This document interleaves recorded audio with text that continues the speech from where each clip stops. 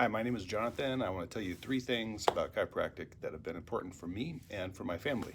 The first one is that my wife has avoided surgery for over 20 years, contrary to doctors' diagnoses. Number two, my head used to pronate forwards, and since I'm in my mid 40s, I don't want that to keep progressing. I don't want to have arched shoulders. That has halted. And the third thing is my allergies used to be completely out of control for most of my life.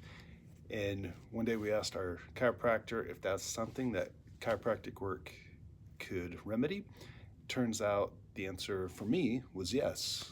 He was able to take pressure off of that first vertebrae and the nerves that are in there. And over time, the inflammation went down. So for a little over 2 years now, my allergies have been under control. And occasionally when they flare up, I can handle it with just common over-the-counter allergy medicines and doses that we're comfortable with. So I would encourage you, invest in chiropractic and talk a lot with your chiropractor and be specific about your goals so they can help you get those.